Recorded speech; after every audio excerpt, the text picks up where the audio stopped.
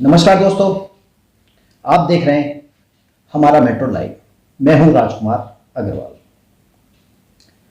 मित्रों, आज हम क्यों खास वार्ता करने वाले हैं इस पर भी चर्चा करेंगे। हमारे साथ हैं श्रीमान पीएस जैन। पीएस जैन जी के बारे में बताएंगे क्या करते हैं।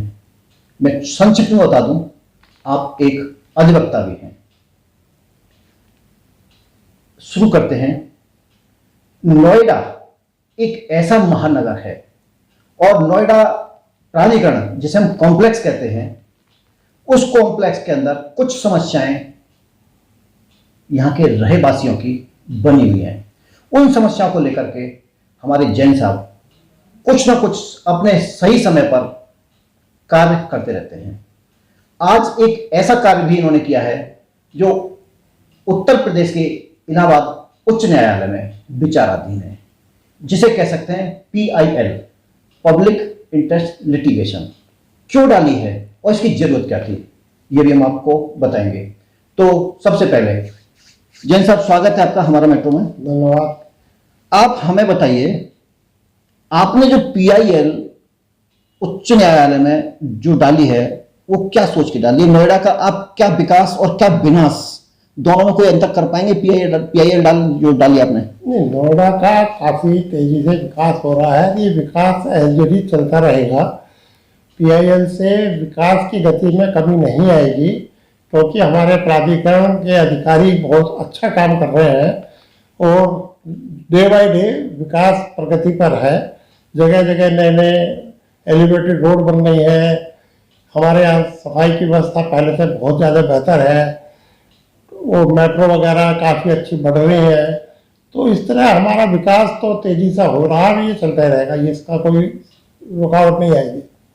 हमें आप ही बताइए, जो आपने PIL जो डाली है उसमें आपने सरकार से क्या मांग की है, जो जनहित में, जिसे पब्लिक इंटरेस्ट कहते हैं, जनहित कहते हैं, जनहित नोएडा का उससे कैसे होगा? जनहित उसका नोएडा का इस प्रकार होगा कि अभी नोएडा की जमीन जो है वो लीज होल्ड है और पूरे उत्तर प्रदेश में मेरे ख्याल से इंडस्ट्रियल अथॉरिटीज की जमीन को छोड़कर सब फ्री होल्ड हो चुकी है।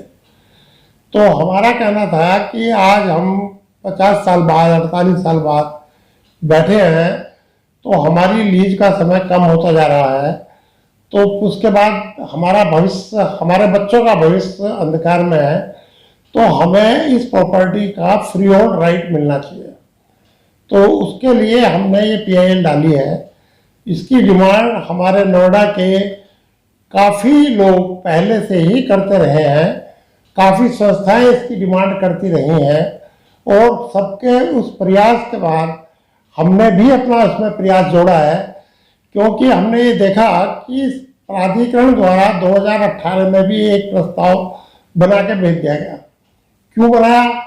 उसके लिए उन्होंने एक कमेटी का गठन किया जो ACO साहब की अध्यक्षता में थी। उसमें 6 मेंबर थे, उनके वरिष्ठ अधिकारी। उन्होंने रिकमेंड किया कि फ्री होल्ड कर देना चाहिए, हमें कोई नुकसान ज़्यादा नहीं है। हमें प्रॉपर्टी के लीज होल्ड होने से मात्र लगभग 3-4 साल के आंकड़े दिए थे कि 85-86 करोड़ रुपए पर ईयर का लाभ है। और उन्होंने ये भी आंकड़े दिए कि अगर हम इसे फ्री होल्ड कर देंगे तो हमें वन टाइम इतने करोड़ रुपए साल 2 साल के अंदर फ्री होल्ड होने पर मिल जाएंगे। उसको हम कैपिटलाइज भी कर सकते हैं और अन्य स्रोतों से भी उसको इन्वेस्ट करके या किसी तरह से हम राजस्व अपना बढ़ा सकते हैं। तो उसको आधार पर उनकी रिपोर्ट पर फिर वो बोर्ड में मैटर गया। तो बोर्ड मीटिंग में भी उस पर चर्चा हुई। बोर्ड में सारे जितने भी वहाँ डायरेक्टर या कहो या जो संचालक मंडल है, उन्होंने उसको स्वीकार किया और ये कहा कि इसको सरकार के पास फ्री होल्ड करने के लिए रिकमेंड करके भेज देना चाहिए। तत्कालीन मुख्य कार्यपालक अधिकारी माननीय श्री आलोक टंडन जी द्वारा एक लेटर 2018 में शासन को उस रिकमेंडेशन के साथ भेजा गया कि इसको ये दिक्कत है और ये लाभ है, ये फायदे हैं और हमें ये संसाधन और बढ़ाने पड़ेंगे वगैरह। वो बहुत डिटेल हो जाएगा अगर मैं सारी बात बताऊंगा। तो उन्होंने उसमें रिकमेंडेशंस विद सर्टेन कंडीशंस उसको बना के भेज दिया और शासन में वो लंबित रहा। उसके बाद हमारी जुझारू माननीय श्री ऋतु महेश्वरी जी मुख्य कार्यपालक अधिकारी के रूप में आई, जो बहुत मैं कहूँगा कि प्रगति का स्वरूप है। उनके आने के बाद नोएडा में बहुत तेजी से विकास हुआ है और हर फील्ड में जहाँ भी उन्होंने चालू किया है उसको अंतिम उस तक निर्णय तक पहुँचा के उसमें सफाई और सफलता हासिल की है। तो उन्होंने भी एक लेटर 2000 में पुराने लेटर के बेस पे कुछ और चीज़ें जोड़ते हुए सरकार को भेजा कि ये दिक्कत है, ये फायदे हैं, ये करना चाहिए, इतने का नुकसान है, इतने का लाभ है, वगैरह वगैरह। काफ़ी डिटेल 2.5-3 पेज का लेटर उन्होंने भेजा। तो मैं यहाँ रोकना चाहूँगा आपको।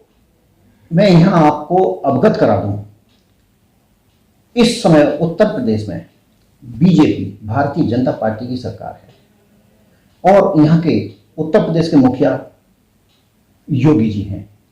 लेकिन ये सर्वविदित है कि जो भी सरकार बनती हैं वो सारी सरकार जनहित में काम करती हैं।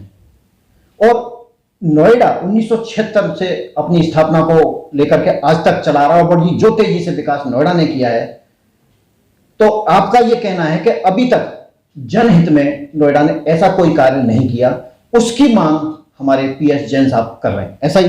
नहीं, नोएडा में जनहित में बहुत काम किए हैं, लेकिन फ्री होल्ड करने का काम नहीं किया।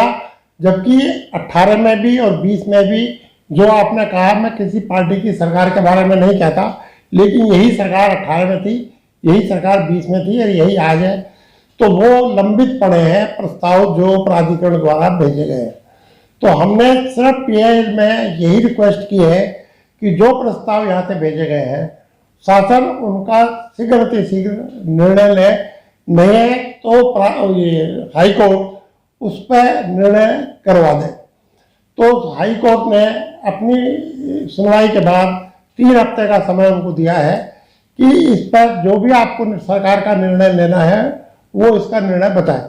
इसी तरह हमने नोएडा के साथ ग्रेटर नोएडा और यमुना अथॉरिटी की जमीन को भी फ्री होल्ड करने का रिक्वेस्ट माननीय उच्च न्यायालय को की है कि भाई एक नीति है, नीति जब पूरा उत्तर प्रदेश फ्री होल्ड हो सकता है, सिर्फ ये प्राधिकरण रह रहे हैं, तो जब नोएडा अथॉरिटी रिकमेंड करके भेज दिया तो ग्रेटर नोएडा को ने भी किया होगा या नहीं किया तो कर देना चाहिए, क्या दिक्कत है? जनहित में फ्री होल्ड कर देना चाहिए। इसी तरह यमुना अथॉरिटी को भी कर देना चाहिए। तो हमने तीनों प्राधिकरणों को लीज होल्ड प्रॉपर्टी को फ्री होल्ड करने का माननीय उच्च न्यायालय से अनुरोध किया है कि इस पर हमारी बात सुनी जाए और सरकार का पक्ष लिया जाए, उसके बाद निर्णय दिया जाए और जनहित में इस पर पीआईएल को स्वीकार करते हुए नोएडा की ग्रेटर नोएडा और यमुना अथॉरिटी की जमीन को फ्री होल्ड किया जाए। यहाँ पर यह भी बताना बहुत ज़्यादा जरूरी है, यह जो नोएडा है कभी गाजियाबाद जिले के अंदर आता था, लेकिन आपको यहाँ अवगत करा दूं, गाजियाबाद जिले में रहते हुए नोएडा बनाया गया। 1976 में इसकी स्थापना की गई। वही गाजियाबाद जिला आज वहां पर एक नगर निगम है, जबकि नगर निगम में इस तरह की प्रक्रियाएं हैं कि वहां पर सारी प्रॉपर्टियां फ्री होल्ड है।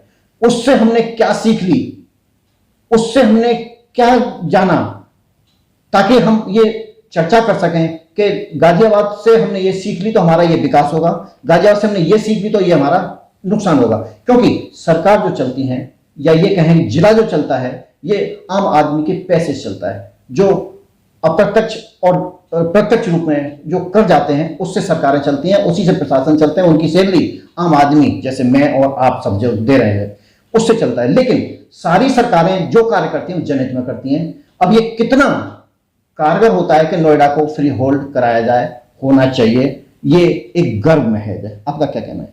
नहीं, मुझे पूरी आशा है कि जब हमारी प्राधिकरण हमारे माननीय दोनों मुख्य कार्यपालक अधिकारी द्वारा रिकमेंडेशंस भेजी गई है, उन्होंने उसमें कुछ चीज़ें कही है कि हमें राजस्व का साधन मिले, हमें और सोर्स से पैसा मिले।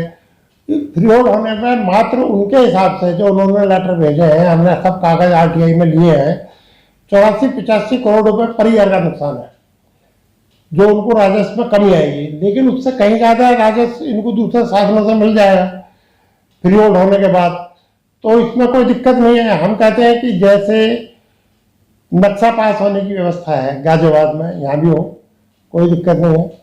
जैसे अतिक्रमण रोकने की व्यवस्था गाजियाबाद में है, यहाँ भी अतिक्रमण रोकने की व्यवस्था हो, कोई दिक्कत नहीं है। हमें तो प्रॉपर्टी का टाइटल चाहिए कि हम किराएदार नहीं हैं, लीज होल्डर नहीं है, हम प्रॉपर्टी के मालिक हैं। और हमारा प्राधिकरण तीनों प्राधिकरण के मुख्य कार्यपालक अधिकारियों से भी अनुरोध है और सरकार से भी अनुरोध है, माननीय मुख्यमंत्री जी, माननीय प्रमुख सचिव जी, माननीय औद्योगिक सचिव जी, कि हमारी इस अपील को स्वीकार करें और हाई कोर्ट में अपना पक्ष शीघ्रता से प्रस्तुत करें। और हमारी जनता, जो मैं भी जनता का पार्ट हूँ, नोएडा, ग्रेटर नोएडा और यमुना अथॉरिटी के जितने भी नागरिक हैं, सबको ये अधिकार मिले कि हम अपनी प्रॉपर्टी के मालिक हैं। बाकी हमारा और कोई उद्देश्य नहीं है, हमें तो प्रॉपर्टी पे टाइटल मिलना चाहिए, फ्री होल्ड, इसलिए जमीन हमारी होनी चाहिए। और अनावश्यक के जो हम पे खर्चे लगते हैं, ट्रांसफर चार्जेस, ये चार्जेस, वो चार्जेस, वो खत्म हो जाने चाहिए। जैसा कि जैन साहब ने बताया कि हम अपने ही घर में रह रहे हैं, लेकिन एक किराएदार के रूप में रह रहे हैं। जब नोएडा कोई प्रॉपर्टी को किसी के लिए अलॉट करता है तो 99 साल का एक किरायानामा, यानी पट्टा, दूसरी भाषा में पट्टा कह सकते हैं, किरायानामा भी कह सकते हैं, वो बना करके 99 साल के लिए उस भूखंड अधिकारी को, भूखंड के मालिक को दे दिया जाता है। आज वही भूखंड के जो मालिक हैं उनमें मकान बनाकर रह रहे हैं और टैक्स भी दे रहे हैं, समय समय पर पानी का बिल भी देते हैं, सड़क व्यवस्था में जो काम चल रहे हैं उनके लिए पैसा भी देते हैं, लेकिन वो अपने आप को मालिक नहीं मानते। मालिक वो तब मानेंगे जब नोएडा को फ्री होल्ड कर दिया जाए। ऐसा ही?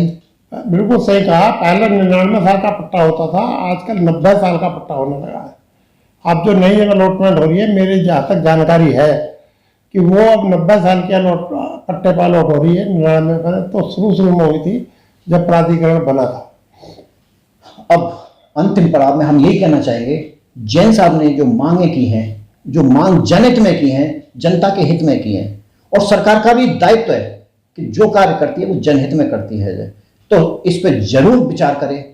और कुछ कहना चाहेंगे? हमारे जनप्रतिनिधियों ने भी बीच बीच में इस संबंध में मांग की थी।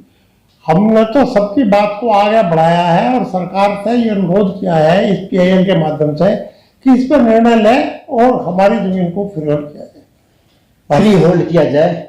अब सरकार कैसे करेगी, पॉलिसी कैसे बनाएगी, ये सरकार का कार्य है। सरकार सुचारू रूप से चल सके, नोएडा एडमिनिस्ट्रेशन, प्रशासन ऐसे ही सुचारू रूप से चल सके, इसके लिए बिल्कुल प्रशासन ही जिम्मेवार होगा।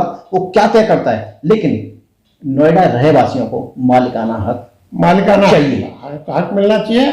बाकी नीतियां जो भी बननी है वो बैठ के डिस्कस कर ली जाए पब्लिक से, कोई दिक्कत नहीं। क्योंकि सरकार ने प्रशासनिक अधिकारी हर जिले में छोड़ रखे हैं, वो उनका काम है कि प्रशासन कैसे सही चलेगा, लेकिन जनता को कोई नुकसान ना हो, ऐसा कहना हमारे जैन साहब का है। जैन साहब के बारे में हम थोड़ा सा और आपको बता दें। जैन साहब स्टार्टिंग से नोएडा के, जब से नोएडा बसा तब से नोएडा में रह रहे हैं, लेकिन समय समय पर वेलफेयर के नाम पर बहुत सारे काम इस शहर के अंदर इन्होंने किए। तो थोड़ा सा बताइए आपने क्या क्या किया है। नहीं, मैंने काम तो बहुत किए, मैं कितना गिनवाऊंगा तो बहुत टाइम लग जाएगा। जो नोएडा में federation of Noida resident welfare association है, उसका फाउंडर मैं हूँ। ये मैंने 2001 में बनाई थी।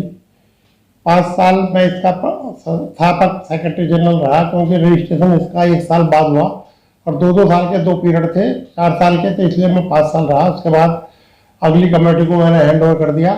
आजकल पूरे NCR की confederation of NCR resident welfare association है, मैं उसका प्रेसिडेंट हूँ। और वहाँ भी हमने हरियाणा में भी, इधर दिल्ली में भी और जगह बहुत से ऐसे जनहित के कार्य किए हैं, बहुत ऐसे जनहित के कार्य किए हैं कि जिससे आम पब्लिक को लाभ हुआ है।